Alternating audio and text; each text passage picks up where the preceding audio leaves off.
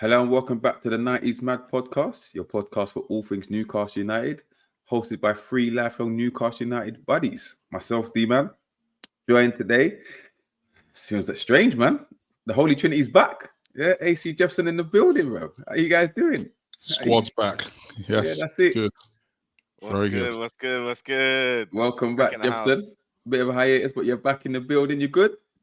Yeah, man. Yeah. I've bounced off the ropes and coming out swinging. I'm feeling fantastic. I'm bouncing. I'm bubbling. Happy to be back in the house, man. Good to hear. And shout out to AC for holding it down last week with Specs doing the pod, hosting the pod. So big up that. Check it out if you haven't already. Was it Brentford game we reviewed? Brentford game. It's the Brentford game last week or the week before. I think it was the week before. Before, yeah. Man, but I'm all over the shop. Yeah. But big shout out to Specs anyway. Salute to him. I don't know. He continues to do great content, shall I say? Geordie Dread TV. So please check him out. He's doing watch-alongs for every single game, and he's also featured on other pods as well. He's a busy guy, man. He's a hard worker. Man. Big up Specs, man. Big up Specs. But don't forget, like, comment, subscribe, all that good stuff. Tell a friend to tell a friend. Yeah, man. Big up Kante in the building. Yeah. He said, come on, boys, you're late. Listen, don't worry about us, man. We just keep the people waiting, Build the anticipation and all that. Yeah. It's been a busy day, bro. Allow me, man. Bro, you've been on to me on the socials. I don't think I ain't clocked you, bro. Yeah. Shabby on my neck on the socials. Hold tight, Anthony Robertson, by the day. Great game you had yesterday. Great game. Impressive. Yeah. Loved it. I saw the clip. It didn't even take 2 minutes for him to prove me right. He got buoyed. He had a shocker. He had an absolute shocker. Yeah. As Double D would say, he had a Western super. Yeah. But anyway. Love it. Big up Double D. Yeah, big up Double D. But we're not here to discuss little teams, innit? We're here to discuss the big boys. Yeah. We're here to review the Man United game. And look forward to the Palace game. But yeah. Man United. We hosted them, actually went to the game. I know AC loved this one because he hates Man United more than I do, and that's saying something. But I actually went to the game with my best friend Curtis. Big up Curtis. Went via Manchester. Big up Scants in the building. Big up Scants. Weekend your title soon come. Big up Scants. But big up. Yeah, man. I was up at the game. St. James's Park. Newcastle United versus Manchester United. It finished Newcastle 4, Manchester United 1. Guys, for overall thoughts on the game, just a quick summary. AC, we'll start with you. Perfecto. This is the result I wanted. And I said to you guys, even I think the last time the three of us were all together, I said, the game that matters for me is this game. Capitalize on this game, and I'm a happy guy. But to be honest, building up to the game, though, I was feeling confident in this game. And I just looked at recent things. If you look at just Man United, okay, we know about their position in the league, right? That's not no secret, right? They're in the bottom half and they've been down there for a while. They've also got some Europa campaign at the moment. We saw Onana having a super Western, shall I say, with that fumble and that. And to the surprise as well, they actually dropped him. Amorim dropped him for the game against us, which was a bit telling, to be honest. But to be honest, I was not surprised. But also, they bring a keeper, which is his first Premier League start, I think. So, going into this game, I was a bit we have the upper edge in this game regardless. We're on form. We're being quite consistent at the moment. And just generally, currently as it is, we're just a better team than Man United at the moment. So I had no doubts going into this. But, it's the usual game where we can't be too cocky. Going into it, but I thought it might be a bit cagey at the start, like it was a little bit, but it's one of those games where it's not a sprint, it's a marathon, and at the end we still still pacing great as we head towards the finish line towards the end of the game as well. I mean, that's a great summary for me, so I'm delighted, man. And this is the double over Man United this season, home and away. So yeah, it's the first double since 1931 in the league, I believe. So Yeah, 94 years, well overdue. Broken. But yeah, but first of all, we have to give our best wishes to Eddie Howe. Obviously, he was we found he was hospitalized just before the game. I think it was on Saturday night, or was it Friday night? Saturday night? I can't remember what it was. Night, I think. Yeah, he went hospital Friday night. Yeah, turns out he's got pneumonia, so wish him a speedy recovery and that. So you know, when I heard that, I thought, okay, I think I put in a thing advantage Manchester United because you know Jason Tindall at the wheel. Not sure, you know, when Eddie Howe left Bournemouth, I think he had a stint at managerial his career. It didn't go too well. Big up Marco, big up Chris in the building as well. But yeah, listen, I also predicted a win, but I thought it would be a lot harder than it turned out to be. I know Man United are rubbish. We know the problems that they have. Amrin hasn't hit the ground running for whatever reasons. We can, you know, we ain't got to dwell on that, but they're just not a good team. But I also understand that when they come up against bigger teams, they tend to turn up, like the Chelseas, the Liverpools, even Arsenal to a certain degree. They tend to turn up. So I was a bit wary, but then I saw their lineup. Yeah, and like Curtis said, any lineup with Christian Eriksen starting in 2025, you know there's a problem. Yeah, you know there's a problem. Yeah, Igate's slow, right? He said the only one to look out for was Bruno Fernandes, and I said, listen, he's not gonna be enough to beat us. Him alone, a one-man team he's not Messi out here, right? So we can deal with it. As long as we're on job and not complacent, we'll get the job done. But the atmosphere was electric. They had the little display for Kevin Keegan before the game. There was rumors that he was going to be at the game, but I don't think he did. You know, typical fashion, didn't turn up. But yeah, it was a good affair, man. We handled it. The impressive thing is that we didn't get out of third gear, and we didn't need to. And I felt if they did step it up, we could step it up another couple of gears, and it was a comfortable victory. We shared the goals amongst the players and stuff, so it was good to see Barnes get a couple. Obviously, the quality of the goals as well was good to see. But yeah, an all-round good game. Obviously, we know we've got the hard testing 3 games in 6 days, and this was the first one. But this was probably the easiest of the 3, and we treated it as such. But yeah, overall, no real complaints. So just 3 points on the board. Nothing to get really excited about because you know it is a dead Manchester United. But the tide has turned now because before, Man United used to come through and deal with us like whether home or away. PSG scored it out offside.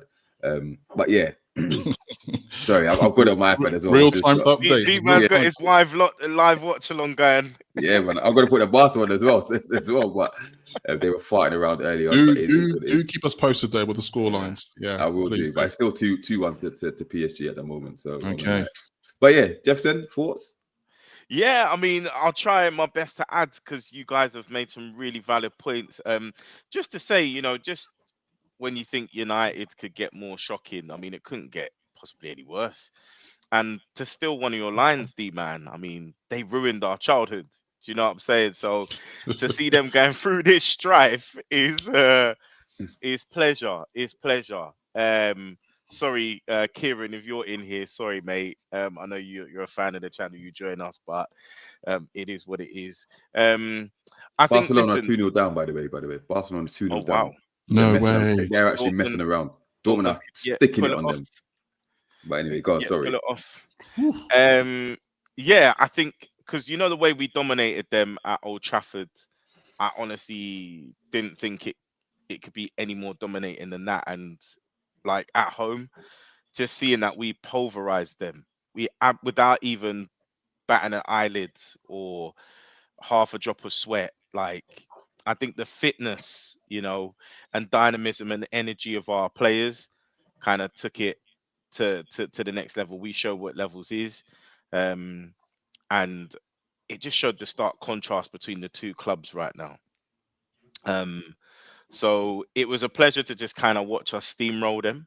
And some of the goals are actually good, really good goals. And I think as well, what we find is in a lot of sort of coverage, they'll go on about the disaster of Man United rather than how well that we actually played. So I saw a lot of positives actually, particularly in terms of the way we stepped things up in the second half, which I'm sure we'll talk about. Villa just scored. It's 2-2. Wow. What 2-2 aggregate or No. 2-2 on the night. on So the night? Okay. 5-3. Yeah. Jeez. It's all going on. Villa. We have to see. Well, it ain't gonna go to extra time, but they're gonna give their all that we played them at the weekend. So this could be, they could be busting a gut for the next half an hour or so. So hopefully it works. But then again, as well, though, it's only Tuesday. Yeah. and we play on Wednesday. We play on Wednesday. A lot can happen. A lot can happen. Boy. And I noticed Chris made a comment about our Chelsea, our loss. I'm just gonna say it. I mean, I guess we'll come to that later. But like you just said, AC, I think the game tomorrow is so crucial. We win that, and we start to leave them in the dust. Do you know what I mean? So big game ahead. But okay, so we ain't even going to talk about the lineups because let's be honest, like he didn't change anything, and there's no surprise there. We know how we go. We find the only difference was Gordon was back on the bench. And Willock had concussion protocol, so he had to miss this one. But in terms of the game itself, I thought we started okay. We were knocking around. However, I think they pulled off the best movement of the match. I think before we scored, right? The little interchange between Xerxes and Bruno, I think it was. And he forced a decent save from Pope, but similar to the cup final save when it's good height down the middle, but expected to save it, but you had to save it nonetheless. Yeah. But talk to me about the first goal, Jefferson, because to me that was a work of art.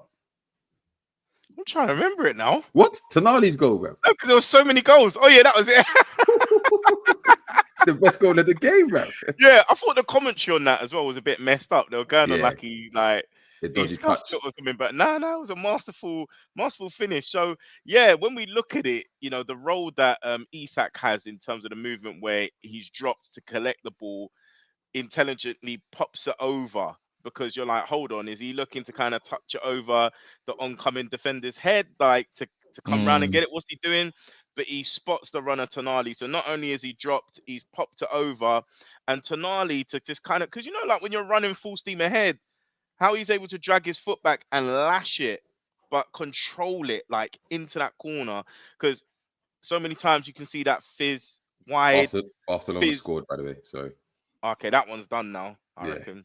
Yeah, it's done. So you see it kind of fizz over the bar. It's such a cultured finish, and we're talking about a midfielder. So don't get me wrong, there are midfielders that can score goals, but when you slow it down, you look at the slow-mo, a finish like that is top class, top draw, right in that corner. No keeper saving that. So there was a lot of like intelligence. Sorry. Villa just scored again. It's 3-2. It's 5-4 in aggregate. Wowzers. Villa are doing a madness. Oh my God. Yeah, God. Sorry. It always seems to me when you're talking, Jefferson, I seem to be cutting you. Sorry, bro. This is a real-time follow-ups gone. So good. I know this is really a grilling. It's a welcome back. It's a ribbon. It was a heck of a finish and real intelligent pastures of play. This is the kind of football we want to see. That sort of stuff is not fortuitous. We're talking about like high levels of football between two very intelligent, well-cultured footballers. So that was a joy to behold, joy to see. And what impressed me about the goal is that it came from. It's a typical Newcastle goal in the sense that Man United were trying to play it out the back, and we were pressing them like monsters. Like the moment they got the ball, we was onto them. I think it was Lindelof that gave it away because he can't use his left foot, but he gave it away. And obviously, I think Trippier's drilled the ball into Isak. And like I said, the cultured touch and to flick it over and the finish from Tonali, who, listen. One thing as well, because if I remember correctly, that came off the basis. I can't remember if they kept going down the right side and the runner followed them, because I thought, I think that shocked me at the time, because I thought, they're going to play it out wide and whip it in. Yeah. And they switched the play and played it inside, which caught them out. Yeah. But we'll get to Tonali because listen, because Rodri's not about, Tonali's the best midfielder in the league. Yeah, currently. Yeah. I just don't think there's any competition at the moment. Yeah, sorry, Villa Oh, sorry. Yeah, you've got your Gravenberches, your Declan Rice, your Caicedos, whatever, all very good midfielders. But Tonali, he's a class above, man. The way he's playing at the moment, I think, is it Marco said that he's a baller? Like, you have to realize this guy is serious. He is serious. So we are lucky to have him. Lucky to have him. But AC, what are your thoughts on the goal? It was a fantastic goal. I think you guys covered a lot already about it, but you know, it's that one thing as well. Once again, we talk about Isak. You know, a lot of people talk about his goals and that, but we know Isak is an all-round player where he can also create chances. But that touch, the way he put it over the head like that, was so intricate and such quick thinking at that time. And because remember, it was quite crowded around that area around that time as well, so he didn't have much space. Because in real time, I thought he was, I don't know, it looked like he was going to, like you said, Jefferson, like he was going to like hit it past the plate and try run around the player or something. But the fact that he saw Tonali, because in real time, I don't think any of us saw Tonali just go around the back like that. No one did. It's not until you saw the replay, you're like, oh yeah. So it was just really good play. But the way he hit it on the volley like that, and then the way he just like celebrated, he kicked the ball that was on the sideline.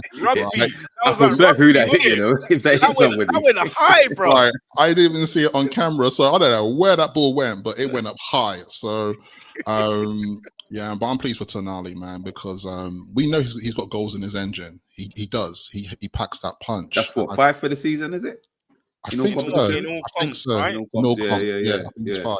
So, you know, and I think it's going back to what we said probably a few episodes ago. I think the three of us all agreed is just that at this particular part of the season, we know we have Isak who can provide goals and such, but we know that we needed to get goals from other members of the team to contribute as well. And I think seeing Tonali add value here, and also we're getting to Barnes later, which is great as well. It just shows that we have many strings to our bow, let's say.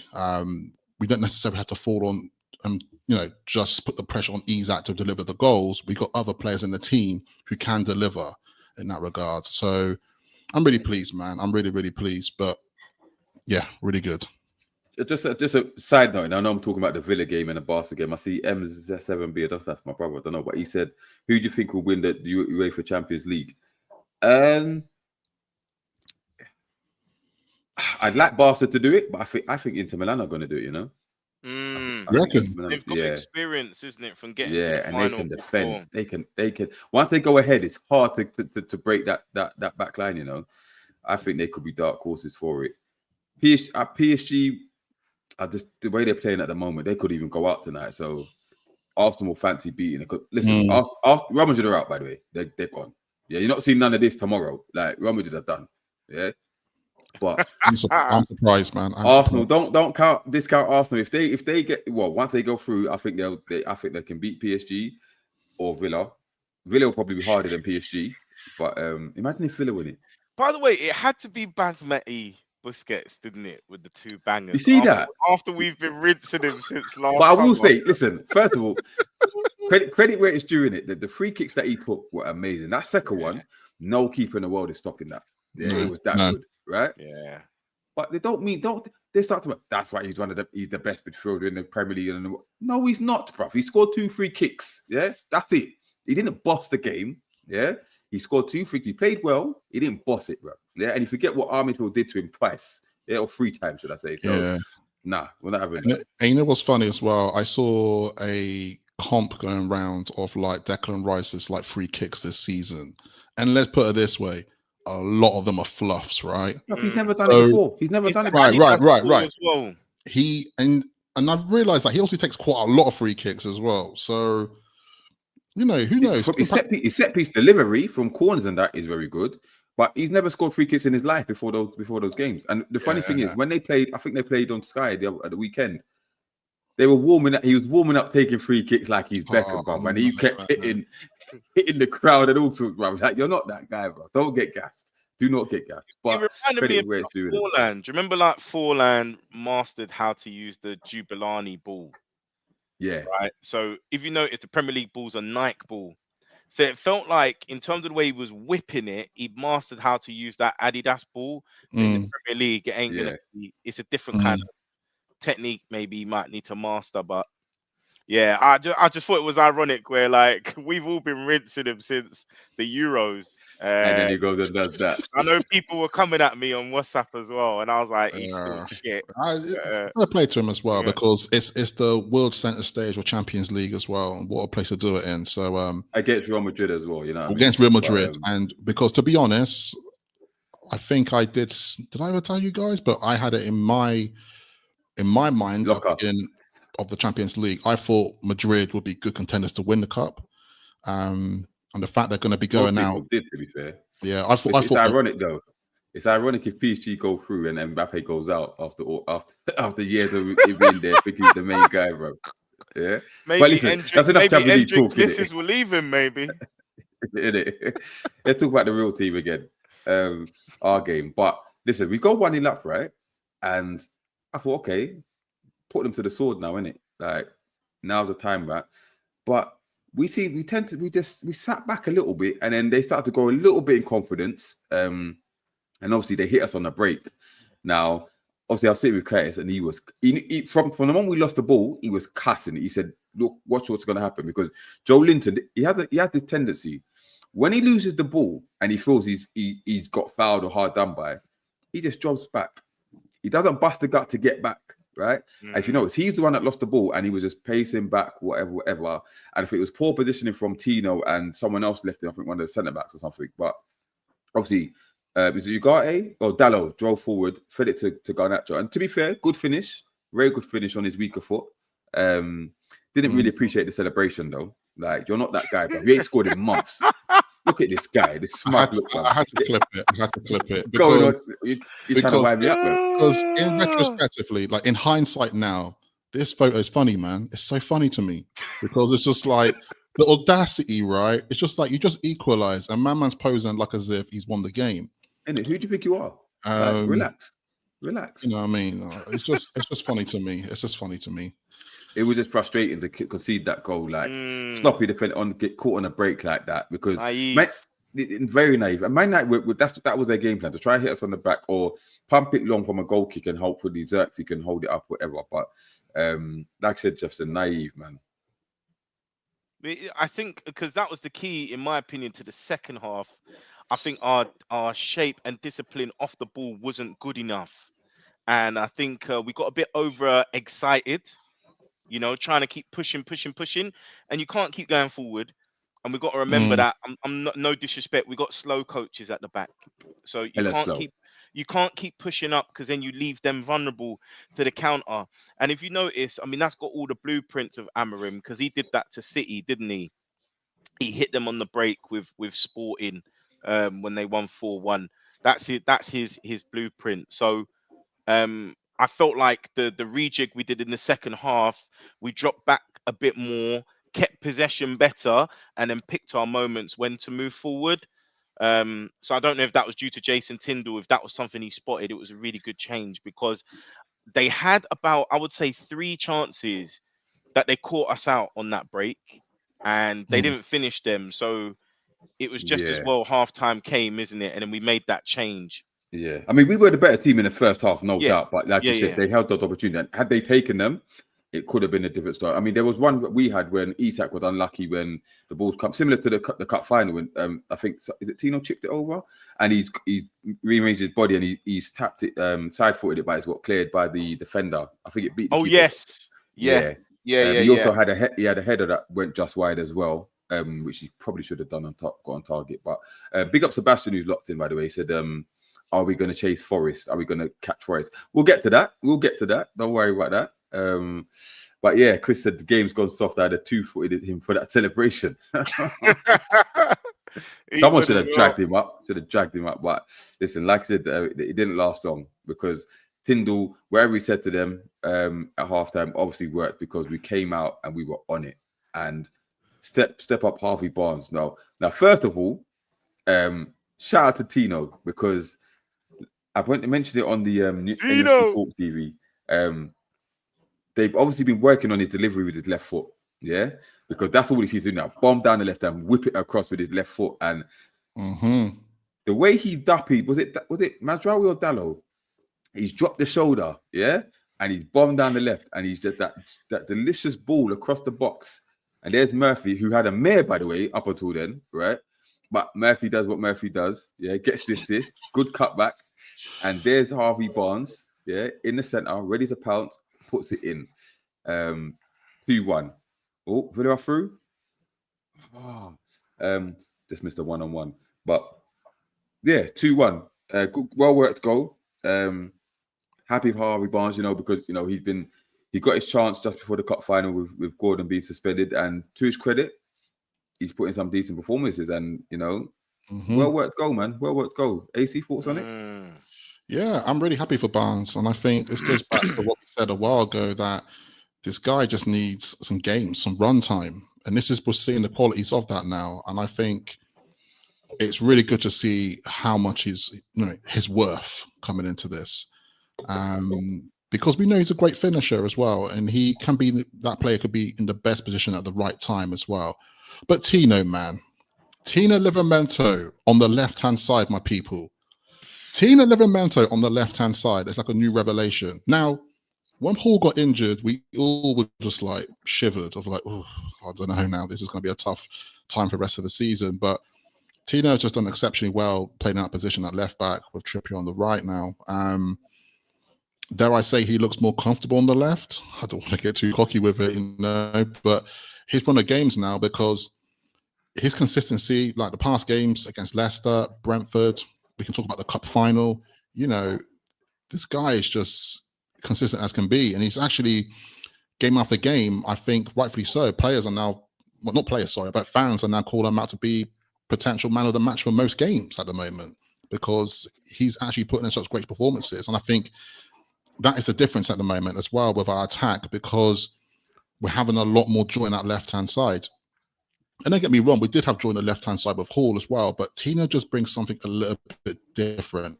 And I think it's just because he's just very offensive. It's, he really wants to run at you, and he will do it with great confidence. And he's always willing to take players on in that sense. Really good shout by Murphy, though, who obviously was on the byline and obviously kept the ball in just about. And then Barnes just slots it into basically a free net at that particular point. But yeah, good goal, man. I definitely shouted loud from my couch because I was just like, we got to capitulate, because one of the things, when Man United did score that equaliser, I was worried they're going to come back into the game a little bit. But like you said, we started that second half well, and I thought, nah, I can't see them coming back into it because, let's face it, they just lacked output massively. What impressed me about the goal itself is Barnes' positioning, because I think that's where he's got the edge over Gordon, because now, like Jefferson's mentioned, Barnes can play the 10 role and you can drift basically, but it's the fact that he's willing to make those positional runs like a centre forward to get on the edge of things, because he did the same against Leicester to get his goal. He was there in the middle to tap it in off Joe Linton's rebound shot, whatever. But Gordon, he seems to obviously Gordon's very good at driving and cutting and whatnot and creating, but he hasn't got that, should I say, centre forward's instinct that Barnes needs to have. Like Barnes, he wants to get that goal. Like he's now, whether it's a coaching thing, I don't know, but he doesn't just stay out on the left and wait for the ball. Like he waits. He can anticipate the pass. You know what I mean? So, and that's to our benefit. But Jefferson, any thoughts on the goal itself? Yeah, just a couple of things to add before coming to the goal. Because to be fair, I think Murphy does really well for the goal. I was actually on at him before that. I was like, flipping hell, man, this guy. But when you look at Barnes, what's helping him is his run in the team. And he's someone that relies on consistency, feeling and building his way into games. So you could tell from his post-match conference, post-match interview, his comments said that he was almost G'ing himself up. That I've got my run in the side, rare. And I think if you look historically, yes, he did bang in a few goals for us, but he's been chopped, he's been changed, he's been swapped sides, and this and that, and this and that. And it's very, very unsettling. So the key factor to his success has been that sustained run in the team. Because is that 5 straight starts? Is it? Yeah. 5 straight starts. So he has genuine goal threat. And we talked about this historically in other games. There have been times he's tried to get into the centre. Sometimes it's been a bit more obvious, a bit more telegraphed, so he's been blocked. At times he's had to forcibly chop, which kind of wastes the ball a little bit. So he's improved on his movement, but I think the key thing is that other players are understanding him better, because there's times that he wants the 1-2, it's not coming. That was becoming more frequent on Sunday now. They know his runs better. So that happens with more rhythm and consistency in the team. And I'm sorry to say it for anyone that might not like this, but I think that place is his. It's locked down. The team's more balanced and he's more effective than Gordon. His attitude, his application, and even you're seeing it, he's getting fitter. Like, who is it that he was trying to pace past? Can't remember if it was Dallo or someone. He showed a bit of speed, and I thought, I didn't notice that before. So he's a powerful athlete as well. So for me, even when we're looking at, we're playing like a backup centre forward with Gordon. Nah, actually, Barnes should be that player. So I'm so happy for him, and I just hope that run continues in the side. I hope that Eddie can hold off and allow this guy to flourish, because the team is clearly benefiting for it as well. I was going to ask, put that in the chat actually. Who is best suited for that position now? Is it Barnes or is it Gordon? Because the way I see it, Gordon's not going to get back into the team until Barnes has a bad game or he gets injured, and that should be how it is, whatever. But part of me thinks that Gordon will get that run by the end of the season. He'll get his place back once Eddie's back on the sideline. I think because he does favour Gordon for what he does for his team. But the way Barnes is playing, he's easily top 3 performers at the moment. So, you know what I mean? It's his to lose. It's his to lose. Yeah. PSG and just to point out, every single game that he started recently, we've won those games. Yeah, that's it. He started beginning of our run. You know what I mean? We got a couple of gunners. We got a couple of gunners in the chat, and they're saying that Gordon should be starting and that Gordon's better. Why do you guys think Gordon's better? I mean, obviously, he scored in the second leg. Maybe it's because he's linked the to Emirates, them. isn't it? He's linked to them, isn't he? He's linked to them for again this summer. Yeah, so they could take Gordon him. And Isak. 75, 70. Let's do it. Boy, I don't know, man. I don't know. I like the fact we've got both of them at the moment. So, but Gordon does need to show more consistency. He does need to see consistency. But let's talk about the third goal. Because it was Harvey Barnes again. Dispossessed Mazraoui, I think he slipped. And he's just bombed through. And listen, great run by Barnes, great finish as well. But what were their defense doing? I don't know. They should have cut that out a long time ago. But listen, when you're confident, because I think Isak was running with him, there was no way he was feeding that to Isak. Yeah, that was his to take. But I'm sitting behind the goal. Up, man. He was like flagging a taxi, innit? He was like trying to flag a black cab all day, and like they weren't. And you know what the thing is? Had Barnes missed that shot, Isak would have gone ballistic. Yeah, but similar to what Isak did against who was it? Not the home game before Brentford. Isak did it when he dribbled through and he kind of rounded the keeper, and he should have squared it to Barnes. And then Barnes has headed in when he's offside. And Barnes was like, if you'd given it to me earlier, and he was cussing, absolutely cussing. But I was sitting behind the goal when Barnes scored. And when he hit it, I thought, that's going over. But it just crashed the back of the net. And I'm thinking, wow, what a goal. What a goal. And how many goals is that now? 8 goals for him or something like that? I think 8 in all comps. And is it 6 in the league? Yeah. But when did he score it outside? Had he scored in the cup? What cup games did he score? Oh, is it all in the league? I think it's all in the league, Tottenham, Wolves, 2 Let me find out. Leicester. Yeah, 8 goals, 3. Yeah, 8 in the Premier League, 3 assists as well. So that's 11 goal involvements in 26 matches. Yeah, that's a good decent record. It's a decent return, isn't it? But Bayern, Dortmund. It'd be good to know how many of those come from the games he started as well. Yeah, it'd be good. Yeah. How much? Big up Double D in the building. He said Jefferson jettisoned Gordon. You know what it is? I reckon secretly Double D likes me as a heel, innit? He likes me as a heel. That's what it is. Bruv, Barca better not let this go, you know. They're 3-1 down. Absolute plums. Nonsense. Jamal's been subbed as well. Through. Champions League is just it's full of surprises this year. Crazy. Real Madrid better not think it.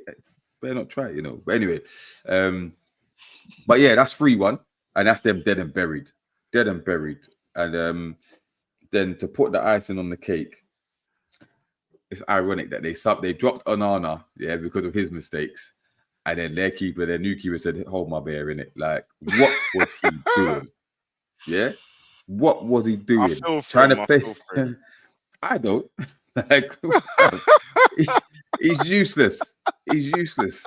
To be honest, though, because we were pressing so intensely, like you could see it where the keeper was almost a bit like, I don't know what to do. Like, should I hit it long? Should I? Because if you did notice, every time I did try to hit it long, Burn was there every time. So you see what I mean? Because and I think that's the advantage that we do have. And I've noticed it's our style of play, isn't it? It's that Burn is always there to like receive it. How many times does he win those duels, man? It's like standard. Honestly, it's just automatic. You know he's going to receive it on his head 9 times out of 10. So this guy just decided to try to chip it down the centre. Like, you're an idiot. Joelinton's standing right there. Right there. And the thing is, I've watched him replay so many times, but it does look like he does angles it to Bruno as well. And then Bruno, like, and what's funny again, once again, Isak was there, just like hands to the floor. Like, he looked like he'd had enough. He's like, there's no point in me being here today. Exactly. No one's giving me a goal today. But what I did enjoy was Bruno's celebration. He was like, I'm the Bruno, innit? This is me. He started, this is me. Then going to his back and all that, turning to the back. And that was cold, man. That was cold. That was cold, man. Similar to the goal against Arsenal. Do you remember the one in Eddie's first season? When we beat them 2-0. Yeah, the finish. Dortmund through again. They've scored again. What's the score? No, it's offside. Whew. That would have been 4-1. Oh, my God. What are they doing? Dortmund are crazy with it. Is he offside? Yeah, he is. Gee, Barcelona are disgusting. Dortmund have had 2 goals disallowed, you know? Wow. This is crazy. But yeah, the Bruno goal. And to be fair, I don't think Bruno had that much of a good game, you know? Like, he wasn't his impressive self. Some of the flicks wasn't coming off and stuff like that, but he did enough, don't get me wrong. But yeah. I know what you mean. It wasn't like, if you had the highlight reel, there wasn't much to talk about, but I think he did the job though successfully still. He was still, you know, a lot of the game went through him and the way we managed the game. Yeah. And it's almost, he might have been told just to just help protect the back four a bit, you know. I think he was not as... Well, no, he was playing Isak, dominating Isak at most of the game, bro. He was up there, bro. He was up there. But he don't get wrong, the pressing was still impressive. The pressing was impressive from him. But nah, it was listen, like I said, we didn't get our third gear, which was impressive, and it helped our goal difference as well. Another +3.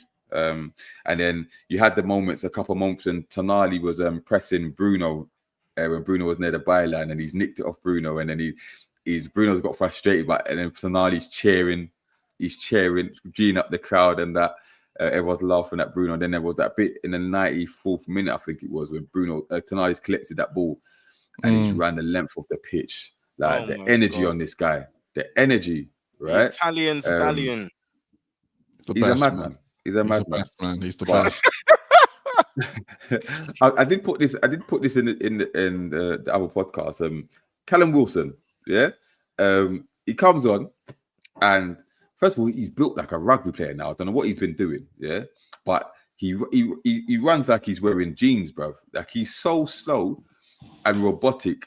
Is he going to score a Premier League goal before the season's finished? Because I'm not convinced. I told you. I can't cuss him. I still can't cuss him. I feel too guilty. You know what? I'm gonna mute my mic. I ain't got nothing to say. I got nothing to say. I told you. I told you in October. I'm done out here. I'm done. Well, he's getting a 2-year extension apparently. Nah, that's bullshit. Yeah. That's bullshit. No, I don't put it past the club. You know, Eddie likes to keep the group together. Why though? Why? As well.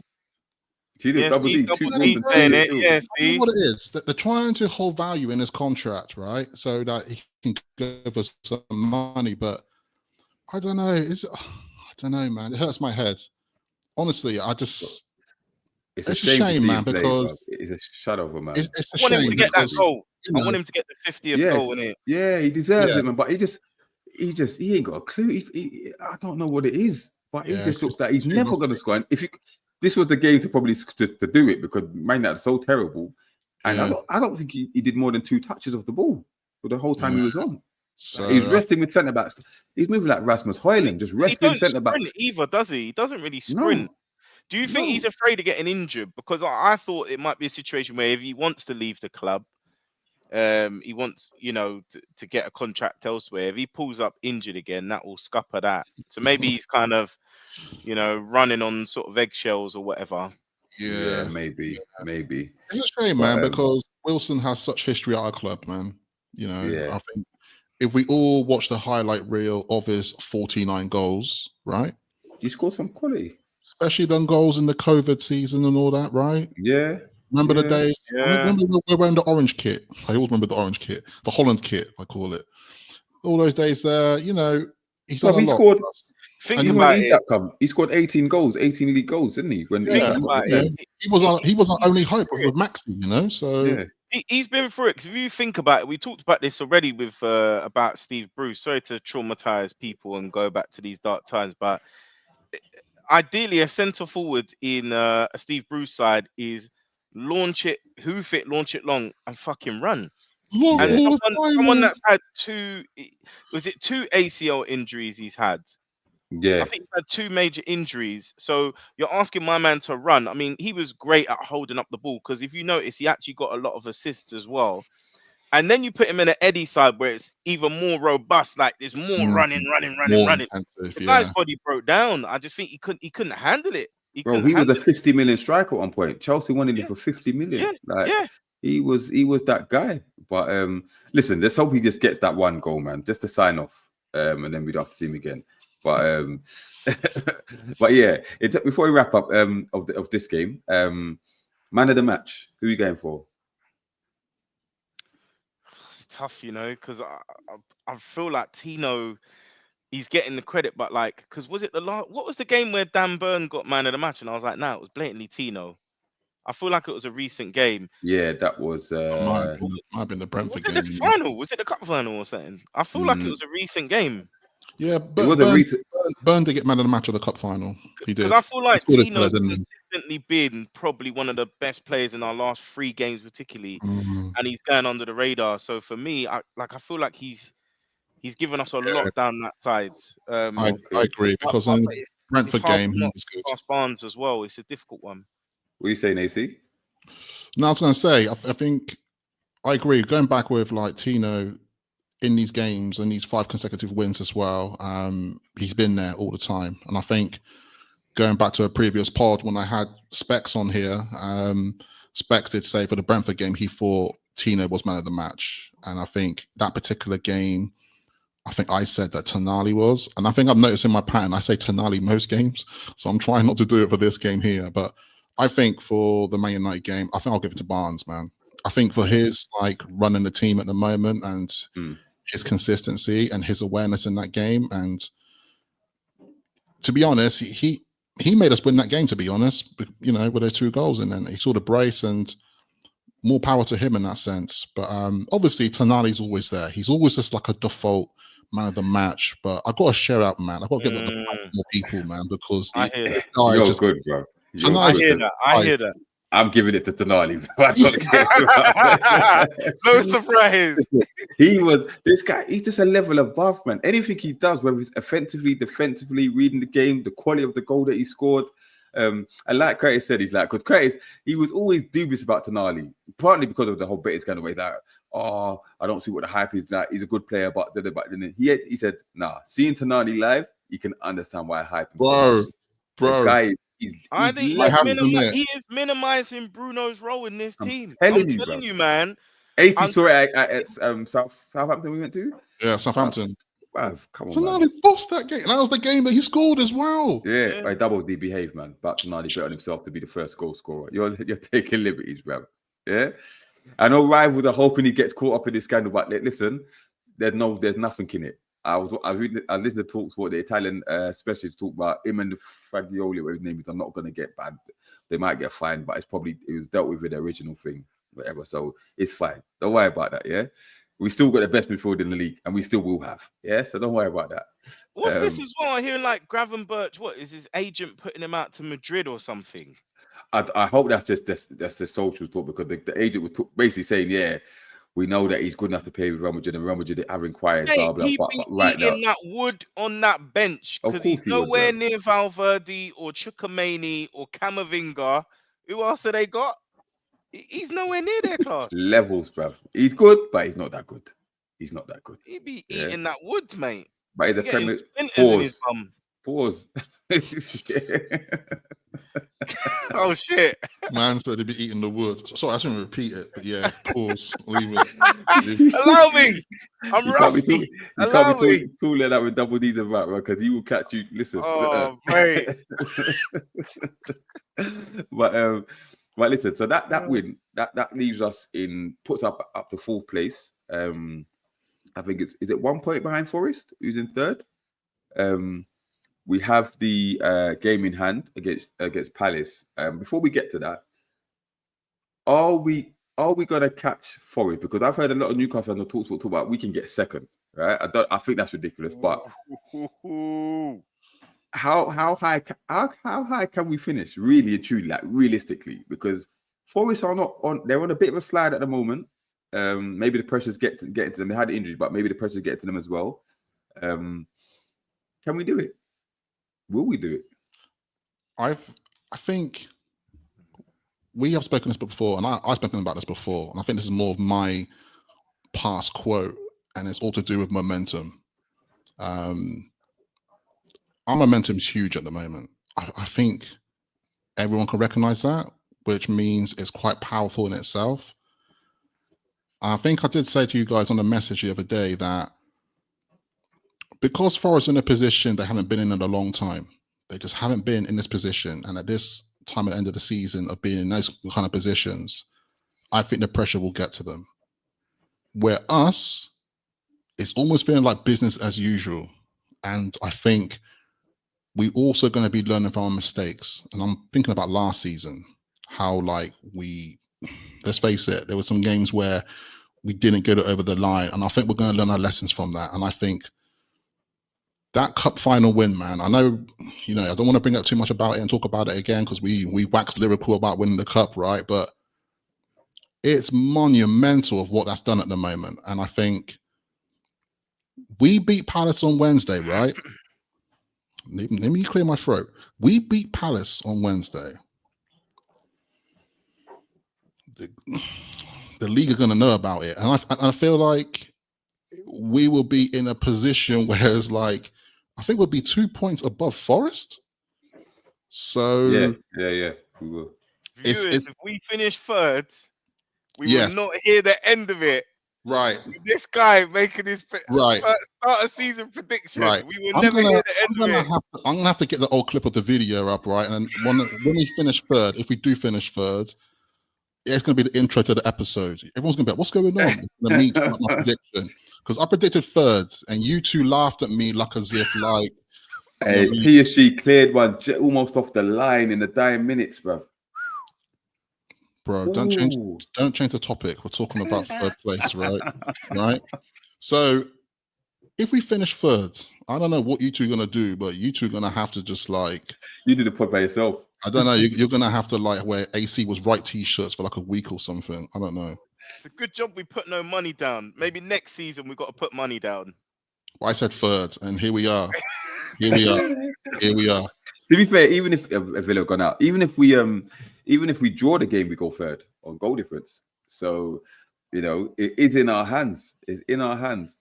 But can I just say, I might be wrong, but I think of the last 17 games we played in all competitions, I think we lost 2 or 3, you know, in Yeah, I think 17 it's games. three. I think it's three. Yeah. We've won like 14 or something. Is it? I think we won 14 or Yeah, because something. we ain't drawn any. Yeah. Yeah, I think so. Crazy. I think I saw that somewhere. That is mad. It's a Yeah. good stat. It's a good But stat. I say that, but then I start thinking, right, I have to come to an end sometime, bro. When I hope it's not. Stop it, man. Stop that. You know What what? you do? It's an interesting one because it's all in the balance, isn't it? Because effectively you've got a series of round robin playoff games. That's what's going to happen. Mm. Chelsea are in the mix. We're in the mix. Forest are in the mix. Villa in the mix. City as well. And City, I think City will coast it because their fixtures look easiest out of everyone's. Forest are kind of easy-ish. The only difference is that Forest have to play Chelsea on the last day, and I think that might be a winner takes all.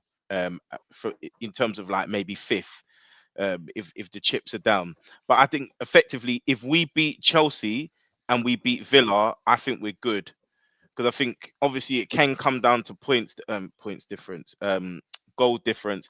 But I think results against will be in our favor as well. So even if points get real tight, that will back us up. So I think we have to win the games against our rivals. But I think that the issue will be the squad. I just think to expect them to have optimum output, and I've said it in the group, isn't it, about those every game we're playing is a cup final. Mm. We have to treat them like cup finals. That's asking a lot mentally and physically of the players. We just simply can't make the same changes that the other teams can make. What we can do is do better game management, you know, use the minutes well, make substitutions more regularly. Which we've been doing, to be fair, in the last weekend, but that's because Yeah. we've been coasting. So it's going to be just big up Liam, who's locked in. He said, good demoralising game for Villa, true. And the nerves has hit Forest, which is true. And the FA Cup. And FA Cup is key, isn't it? Both are in the FA Cup. Both are in FA Cup and City. Yeah. And City. Yeah. So, you know what I mean? City. I think fourth in the end, you know? I don't think we can afford to finish fifth just because, well, it depends on how Man United Tottenham do in Europa League. But if we get fourth, apparently it doesn't affect it. Yeah, that's what I heard. I've heard that there's this whole 11th place thing, isn't it? Yeah, I think I can't remember why I saw Europa Conference. Because I think the only way they can do 6 teams in the Champions League is if Villa win well, they're gone now. So if they won the Champions League and finish outside the top 5, then 6 teams get into the Champions League. But other than that, I've heard no other scenario where 5 teams get in. I mean, more than 5. So I don't know. Someone has to look it up. Possibly two, because you've got to remember as well. If Chelsea win the Conference League, that adds a Europa League place. Yeah, that's a Europa League place. Yeah, so I think European Conference you can add 2 Conference, 3 Europa, 5 Champions League. I think, but like you could have Liam said, 10 teams. But Liam said it can't happen now that Villa are out, and that's how I understood it as well. Because that was the only way there could be 6 teams in the Champions League. Again, could be wrong, but we'll see, man. We'll see. Wow. But in terms of Palace, yeah, how difficult is this game? We know Palace took a slapping against Man City, but listen, they were 2-0 up, and had that third goal gone in, it would have been a different story. And they were also missing Mark Gahey as well, who's back for our game. So Palace tend to travel well. They're in form. This game aside against City, they're doing well. They're one of the form teams. I think I saw a stat. They are one of the best teams away from home in terms of points collected. Funny enough, we are as well. We're up there as well. But they've got the last Eze.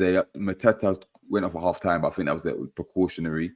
They're dangerous. They got Muniz up right wing back, should I say. Wharton and Hughes playing well in midfield. They got Sarr. So they got the attacking threats. And our games against Palace tend to be quite tight, whether it's home or away. So how confident are you that we're going to get the job done and finish and move up to third, Jefferson? It's going to be a tough game. Because I feel as tough as Villa will be, on the basis Villa's got FA Cup, they've had this Champions League situation, so to have to recover from that mentally, I think we might catch Villa off guard. I think they'll try and get up for it, but they won't have enough. Whereas with this Palace game, I think they're going to be pissed after how that City drubbing turned out. And they do have quality there. They've got danger men, and they've got players that can play football, the likes of Eze. And for me, like, one of the most press resistant and impressive midfielders, Adam Wharton. Like, I'm just saying, imagine a world where Joe Linton isn't there, or we sold Bruno. Let's just say we had Wharton in as a 6 to kind of release Tonali a bit more. That would be amazing. Like, that guy, obviously, I'm not saying he's nowhere near Busquets. Don't get me wrong, but he's got a very high ceiling, that boy. But yeah, when I've watched them play, they're starting to build a bit of a rhythm there. They've got a dangerous attack. They can break at will. They do have goal scorers in the side, and they're well drilled now. I think it's a case for them. I don't know if they're coming alive at the right time, because I think they are in Conference League contention, actually, if they keep at the same pace they're at. I don't know if Mateta will be available, because I think he will be a physical threat for them. I'm not sure how Byrne and Shaw will cope. But put it this way, lads. I mean, on their very small pitch, which we know we hate, it was probably our worst performance of the season. And we should have had 3 points, and we lost it. I mean, again, I know we were all fuming at that, but you can only imagine now we've hit our rhythm, what we can achieve. I think we'll win it, but it'll be very tight. Like, yeah, I think a 1-0. I think a 1-0. Like, it's gonna be. But yeah, Double D said he's been talking about Wharton for the longest, and to be fair, he has. Like, he's a big fan of Adam Wharton, and a lot of clubs are going to come in for him in the summer. I've heard they want 100 mil. Yeah, only City would pay that. Only City would pay that. But you know what I mean. And Palace, we know that Palace are hard negotiators anyway. So Liam said Villa will be scared of yellows and reds and pulling out of challenges for injuries for the FA Cup, which is true. And I think mentally, what this game has taken out of them, this tonight, could work in our favour. Similar to how Liverpool went all out. I know Liverpool went to penalties in extra time for the cup and that, but Villa, they gave their all and they were very unlucky. But mentally and physically, that would have taken a lot out of them. So if we can get the job done tomorrow, and then we focus on Villa. But listen, if this will be a huge statement. If we can get the 3 points tomorrow, this will be huge, because psychologically to be third mentally, and that knocks Forest, because like I said, Forest could be down to 7th come before they play on Monday, right? If results go against them, so they could start sliding down that table. Chris would seem to have gone off. I know he's been injured, but he come back for the last couple of games. He doesn't look himself. And Isak's due a goal. He's missed the last 2 games. He's blanked the last 2 games. So maybe he's due a goal. Harvey Barnes is in good form, but we can't take it lightly. It will be good, a big test for Tyndall, because he's the man. Man United is a different kettle of fish. Yeah, you could do that blindfolded, but this one, when you've got, because ironically, Glasner plays pretty much similar formation, but he's got them well drilled. Yeah, they know what they're doing, right? So it's not going to be easy. AC, your thoughts on it? Yeah, I think it's going to be a tough game. It's going to be difficult, but at the same time, I think we've got the quality to do it. It's going to be a bit cagey. It depends on their starting lineup, I have to admit. If Mateta is not there and he isn't starting, we got a bigger chance. But I think overall, I'm going to call it now. I think we're going to win 2-0. And I think it's not going to be like a 2-0 killing. It's going to be quite tight and cagey, but I think we just got the quality to do it. And I think our momentum at the moment, we're at home as well. Yeah, I just can't. I can't see us losing this game, to be honest. Do you know my worry is, though? I keep saying, every time we have an opportunity to do something in this league, we find a way to mess it up. I always go back to the first game against Fulham. I know it was early doors, but we could have gone top of the league, We could have gone top of the league. Then West Ham. Yeah? We flopped it, right? So, and I think there's another one again, where we had the opportunity and we screwed it up, right? So, please, lads. But that was all a while ago, man. It's before we Tonali was in the team for some of them and whatnot. I get it. And also, as good as we're playing at the moment, since the credit is we won the cup and it hasn't. We could have down tools after that, and we haven't. Right? We've got back to back wins after that, which is good. And we haven't really played fantastic, but we've got the job done. We've just done enough, right? So we can still go up 1 or 2 gears, which is promising, right? But also, our squad is quite light, right? So touch wood, if Tonali gets injured, right?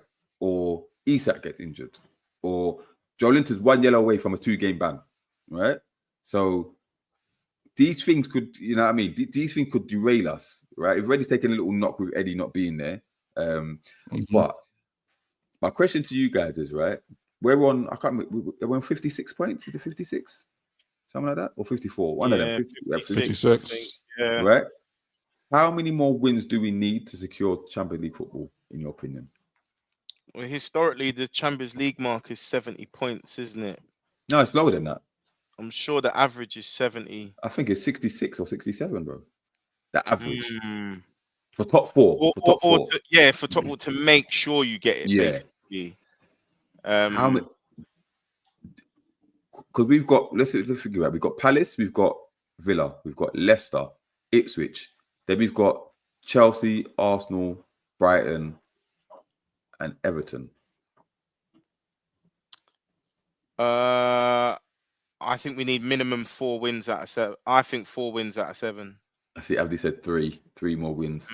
I don't think 3 will be enough, you know. I think maybe 4. I think you're right. Because that will put us on what did I say? 56, 68 points. Yeah. I think 4 wins, 2 draws and a defeat. 4 wins, sorry. 4 wins. Okay, yeah. Yeah. And I think part of this has to be that in the circumstances, I think we have to win all our home games, and that's including Palace tomorrow. So I think if we beat Palace, beat Ipswich at home, beat Chelsea as well at home, and beat Everton at home, I think we're there. And I think obviously we got for rugby tackles this year. So I think, you know, the Arsenal game away, we've got Brighton away, we've got Villa away. Which I'm going to Brighton, by the way. I'm going to the Brighton game. Are you? Yeah. Brighton ain't. We don't like it. You sound like Curtis, but he was like, yeah, Brighton. We could write them on up. No, it's not going to happen. At best, it will be a draw. I think we'll beat Brighton. It down there. We don't like it there, but Brighton, they're not very good anymore, right? And by that time, I think they'll be on the beach. Yeah, I think as much as we've got the harder running, right? Big up Spectre, who's locked in as well, bro. We said we're going all the way, lads. 3rd spot, interesting. But I think, right. I don't know about tomorrow. I think we might scrape it, right? Villa, I take a point, right? But then you've got Ipswich, that's 3 points. Yeah, you've got Chelsea, I believe that's 3 points, right? You've got obviously you've got Brighton, who I believe might be on the beach by then, right? We've got Arsenal, who would either have secured 2nd place, and if they're still in the Champions League, they're going to have that to focus on. So I think, as much as they hate us, right? They hate us. If we need the points more, I think we'll get something from there, right? Everton will be on the beach, bruv. They'll be on the beach. They've got nothing to play for, right? So we should get that as well, right? So to me, theoretically, the only games I think we could lose is Villa and Arsenal. You don't think Chelsea? At home, not a chance, bruv. We will slap them about, bruv. Slap them about. Cole Palmer's down to that Phil Foden, bruv. He's just as bad. They're both as bad as each other. He's loving that, innit? He could not wait. He could not wait. But both our boys have flopped this year. Yeah, they have. They have. Obviously, Palmer's statistically done better, but they're both dreadful at the moment. Yeah, they've both been poor this year. And Chelsea are rubbish, you know. Chelsea are garbage.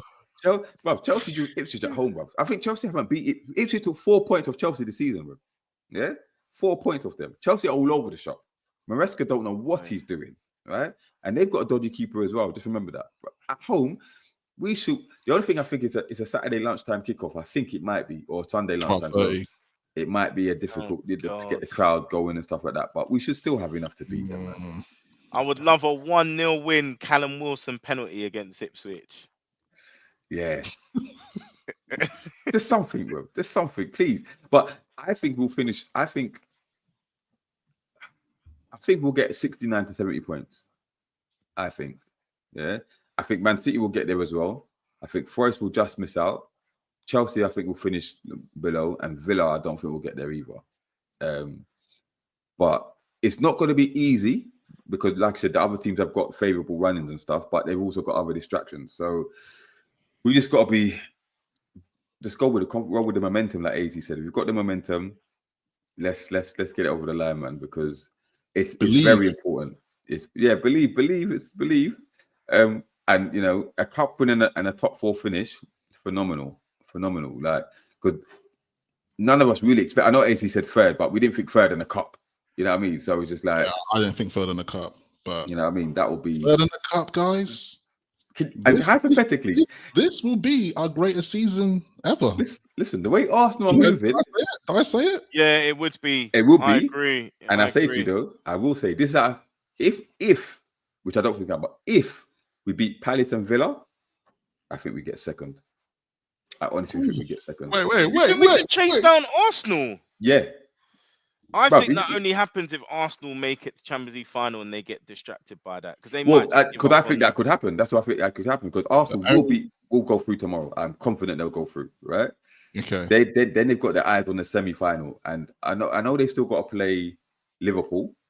Yeah, they'll be giving a guard of honor to Liverpool. Liverpool smoked the Manfield with celebration. Right? Then they've still got to play. I think I'm gonna double check who else they got to play. Double D licking his lips. I bet he can't wait. Listen, you're gonna be in full tracksuit, AC.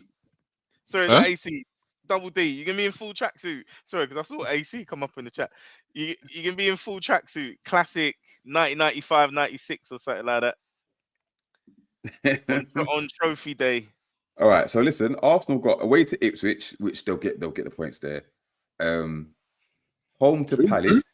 Who's that? This is Arsenal. Yeah. Home to Palace, which is not easy, right?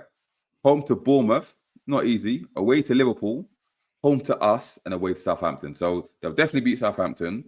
They'll definitely beat Ipswich. The rest of them, that's quite tough running. You never know. Liverpool, they're not beating. They're not beating Liverpool. Even if Liverpool play their kids, they're not beating Liverpool. Home to us, that could be the battle for second place. That could be the battle. If it is, then they're going to be up for it. They're going to be up for it. Unless they're in the Champions League. There will be.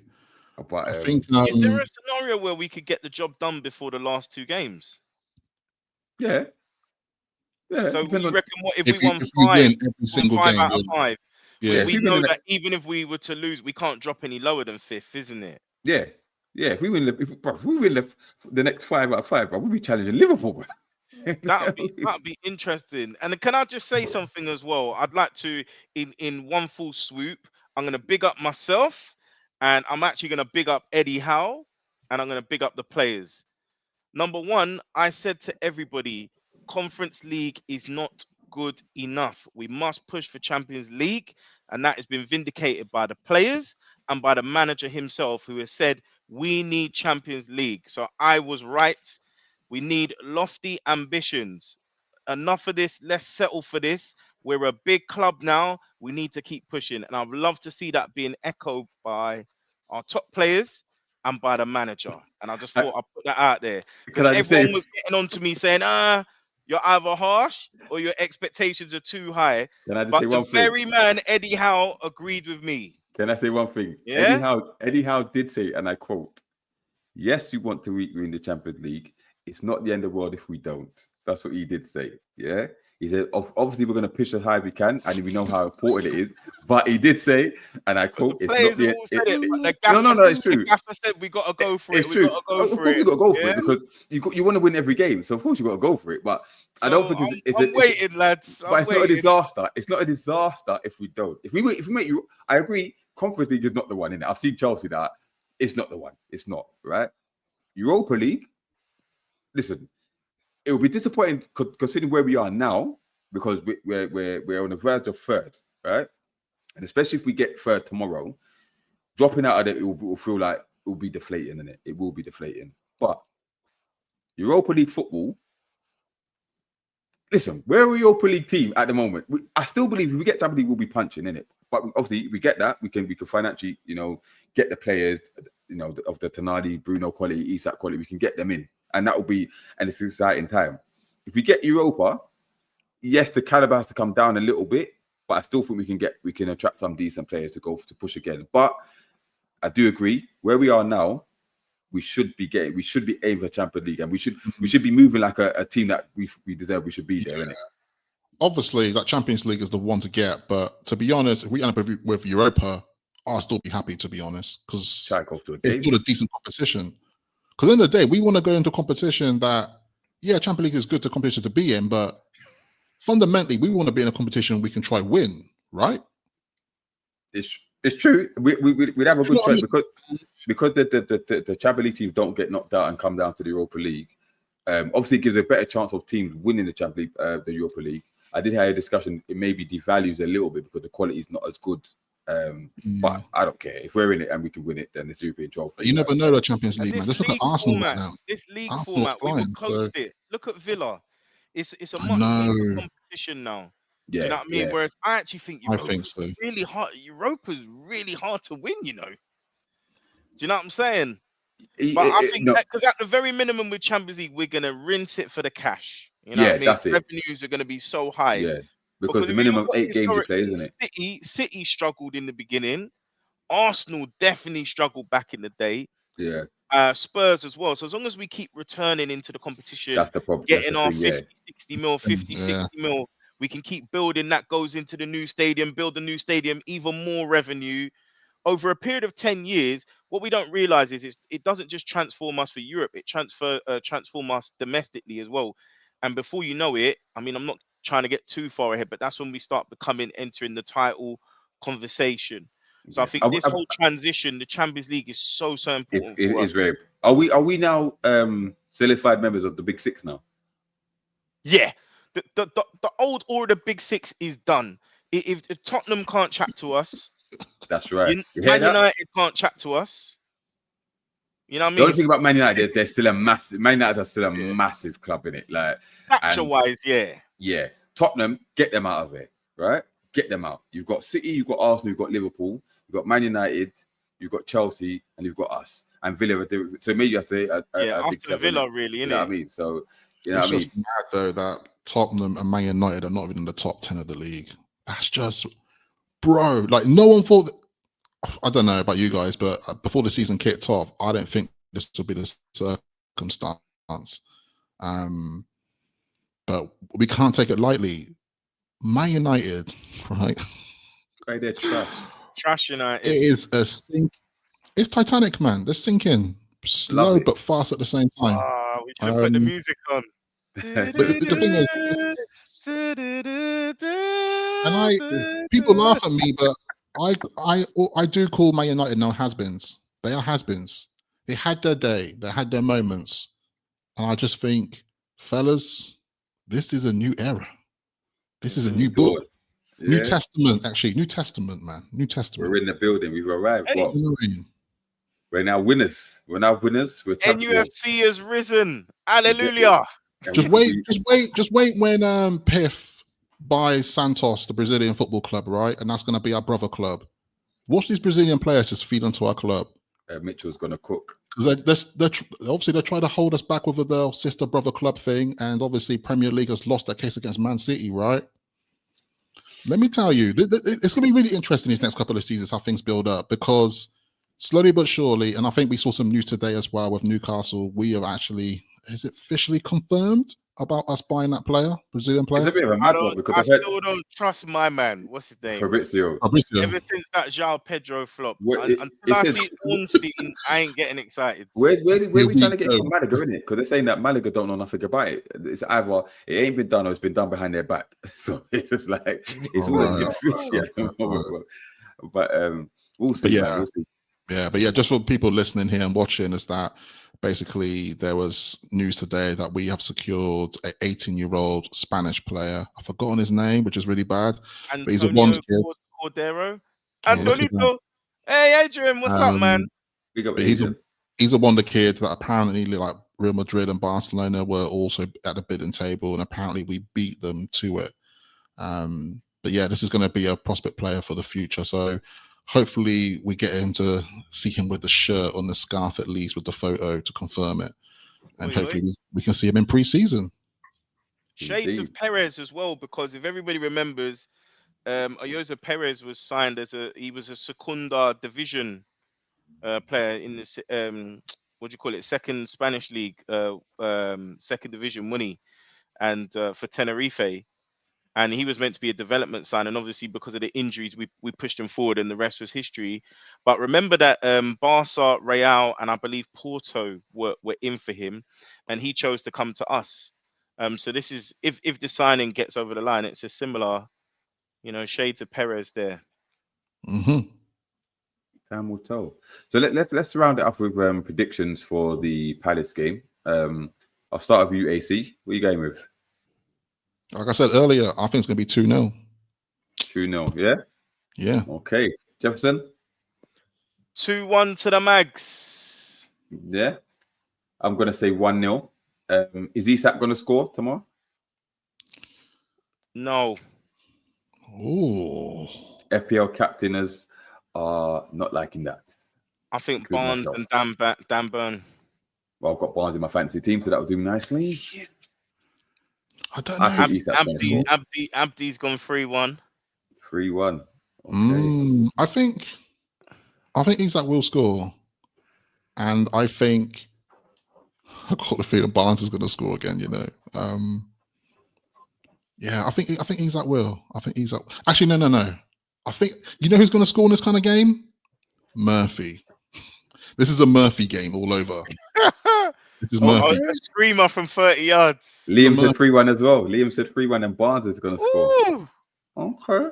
People are getting lively in the chat. Oh, Double D just asked. All right. Hey, remember we had a estimate on this, didn't we?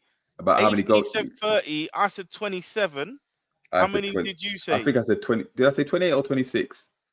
I think it's 26, I think. He's stuck on 21 at the moment, isn't it?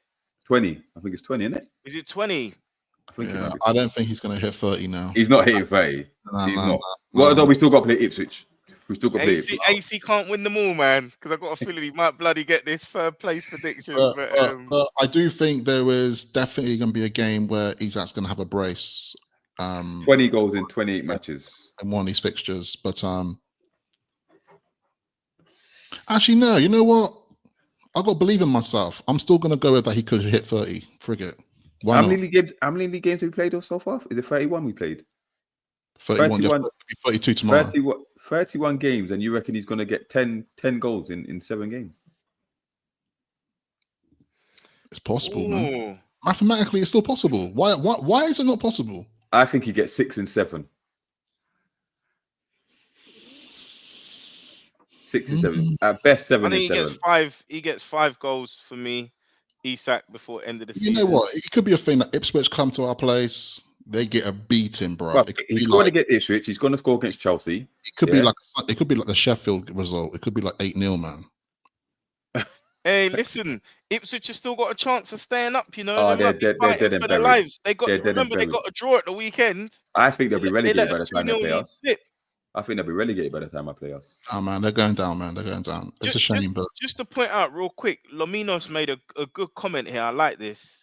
Can we bring it up if that's all right? It says, have you all seen my boy Tino when he has wingers who can pass to him when he's on the overlap? Barnes and Gordon cut inside to allow Tino space. Unlike Murphy, Trippier couldn't get a pass across. I think that's quite a decent insight, to be fair. That could be part of the success, isn't it? That's allowed a good one. Tino with the overlap that we've noticed in the last few games.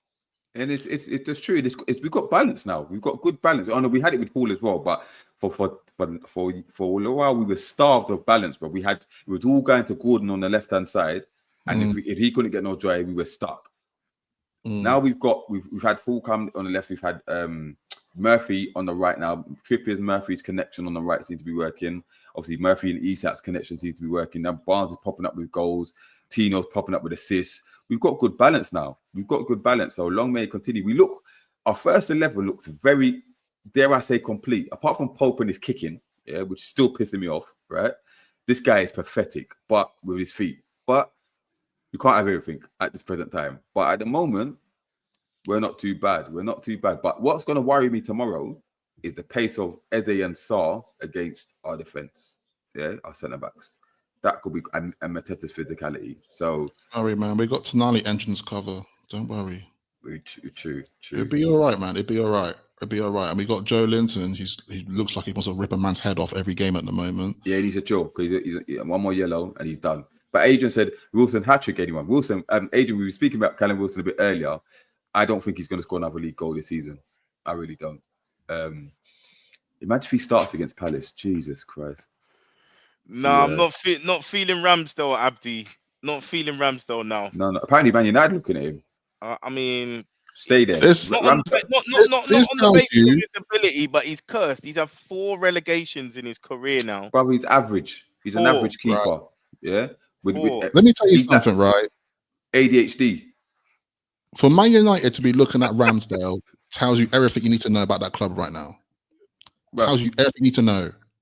He's that guy that's when we've got the ball and we're at the other end of the pitch, he's thinking about algebra in his head or some madness, brother. He's not concentrating. He's one of them. Yeah, he'll see a little bird on the pitch and start following his movements and stuff. He's not focused. Oh, he's not that guy, bro. You can see in his head, he's not there. He's not there, bro. He switches on last minute and it's too late. That's why he's been relegated 4 times, bro. Whatever it is, he's not that guy, man. Keep him far away from my club as possible.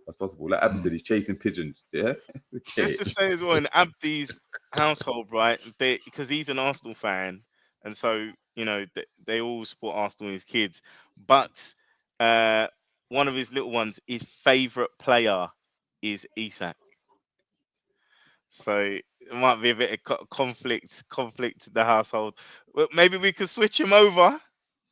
Boy. Because Isak ain't going Arsenal, I'll tell you that much. He's a little mag. He's a little mag. Yeah. Laminas has come and said, imagine next season and Bremo and Tino on the overlap. Cutting Bremo will cut inside since he's a lefty, but he also would need a goalkeeper that can distribute. Pope is going to kill someone with his kicking one of these days. Pope should not. I swear to God, he can't be in the team next season. He can't. Do you see what I'm saying? This is where I feel like. Yeah. I don't know. I don't want to go back to old talk discussions, but Dubravka being placed on the back of a milk carton missing still, nowhere to be seen, right? Disrespected him. I just feel like we'll just have a lot better distribution with Dubravka at the moment. I don't know, man. I think Pope is, I don't know. I'm at a point where I'm just like, yeah, hopefully in the summer, we should upgrade our goalkeeper, basically. I think that's a key position for us. And I think, there's talks about Trafford and that. I don't want to get into that discussion right now, but something's got to be done. Do not get started. Do not get Jefferson started. I don't want to get into it. I don't want to get into it. But no, I don't want to get into it. I'm tempted. But let's not do it. I would risk it and go with Dubs again. At least if let's just say we had a limited budget. If we had a limited budget and we just got all outfield players and we didn't have much money left. Do you want to be in Champions League next season? I would risk it with Dubs until January, and then get a keeper in January rather than bloody get that Trafford, mate. Throw the kitchen sink at Liverpool for Alisson, man, because they got Mamadashvili. Yeah? They're playing. What are Liverpool doing? They're playing. Alisson, as we know, is the best keeper in the world. What is going on? I'll take him in a heartbeat, man. The same way, we said yesterday, I'll take De Bruyne on a free as well. I don't care. 100%. And I'd say to him, don't worry about defending. Just hug the touchline and stay there. We'll give you the ball. Just whip it in. Like golf clubs? Just I say, yeah, just swing the crosses in. Like Liam said, distribution is one thing, I agree, but Pope saves cover a lot of ills. Jones saving the final was vital. I agree, it was vital. And don't get me wrong, good shot. Pope for the remainder of the season. He has a good shot stop. Like I said, new keeper in the summer. Get rid of him. He's got to go. In the summer, he's got to go. Man. I need. It sounds so basic, but I need a keeper just to pass it directly to our player. Yeah. But there was a moment in the game, bro. I don't know if you lot saw it, when he's got the ball and no one was pressing him. But I think Man United dropped back and started to kind of like try to man mark the players and that. But bare people called. I think Trippier was calling it on the side, and he took about 8 to 10 seconds, and he's starting with it, and he just boots it out of play, bro. He just booted it straight over Trippier's head. I'm like, what is this guy on? Can someone please His make a shoulder's comp? finished. His shoulder's finished. If you remember, was it the 22? No, he wasn't here 22-23. The Champions League season, the season we got into Champions League, yeah? Yeah. He used to do that mad throw. Do you remember? Do you know the one where you go wham like that? And he used to he don't do that anymore because of his shoulder injury. Yeah. And he can't get down on one side. Do you see what I'm saying? See, he's lost a lot of tools in his armor that he used to have in it. What he does have, he's instinctual. He's a good shot stopper. But as we know in modern day football, possession is a part of the game, particularly releasing players early, like you were saying, AC. If he can't do that, that effectively lets the team down, unfortunately. I just want someone to make a comp of all of Pope's balls going out of play for the season. We'll talk. It's going to look. It'd be comical. It'd be hard to watch. But how many? It's like every single game is at least. I want to say at least 5 times he hits out of play in one game. Oh yeah, 100%. At least 5. Adrian said, so the keeper question and who might be available is worthy of a dedicated show. Good point. We might have to do one on that. Once we secure Champions League football, we'll do dedicate episode to that. And the last comment from Luminous, he said, guys, do you think we need one more centre back or 2? Because Burn and Cher are getting old. Even if they're not starting, it will be good for Howe to have time with them, like cool and develop them. And I agree, because I had this discussion in the Black Geordies group, and I said, listen, at least one of them, especially I think Shaw we need a right centre back with pace, right? Who's going to at least compete with Fabian Cher, right? Because we know Cher signed an extension, whatever, but we need those 2 are slow. Botman, we don't know how fit he's going to be when he comes back, but we need a bit more pace in that back line. I'm not sure who we get. Should be good for squad rotation, isn't it? Especially because he'll be a year older as well. A year older, we're going to have that games to play. I do think relying on him constantly to be playing as a first team member in that position, though now and again he could score wildies, like he hit the crossbar the other day. I was just like, my man. The other thing is what it puts a lot of pressure on the fullbacks, man. I feel at times for Tino and Hall, sometimes they're just too tired. They can't keep running up and then running down to cover these guys because they're so Tino's slow. Covering Burn a lot. It's too much, bro. Tracking back pace, you know what I mean? So Liam said 1 prime centre back and 1 young centre back, which is true. We need to the Lascelles, isn't it? He's holding the space in the squad. So yeah, I think didn't we buy a young centre back? Actually, we bought a player already. Cal Heffernan. We got Cal Heffernan, and we've also got my man Alex Murphy. But I'm not sure if Murphy's at the level yet because he's at Bolton on loan. There's a foreign guy. I've forgotten his name. Yeah, we did. I think we did. No, but Pivot was a centre midfielder, wasn't he? Because there's one guy we bought who's a centre back, but he can play right back and centre midfield. Yeah. I don't know if that's him. There's another guy in there. I do wonder if we might see at least a couple of players from the youth. A couple of players from the under-21s coming into our squad, because bro, there's some players in the under-21s who are cooking right now. I think they won like 8-0 the other day. And I saw that Harrison scored. Quite a few key players scored. And I was like, they're under-21 teams cooking, you know. Like, remember the Far East tour? Remember the Far East tour last pre-season when he fielded the kids, whether they got slapped? Oh, mate. Don't do that again. But, you know, we got 3 million quid. And I did see Australian kids go the other day. Kelly's wages. Yeah, Aaron Cole's doing well. Apparently him and Harrison are playing well in recent games. Yeah. Well, listen, we're gonna have to leave it there, man, because we could go for ages, man. We could go for ages. But no, listen, thank you all for tuning in. Listen, we look forward to the game tomorrow. Hopefully 3 points we collect. Don't forget, like, comment, subscribe, all that good stuff. It will be available on the Audible, on Spotify and Apple Podcast. But yeah, until next time, we're out. Peace. Peace. In a bit.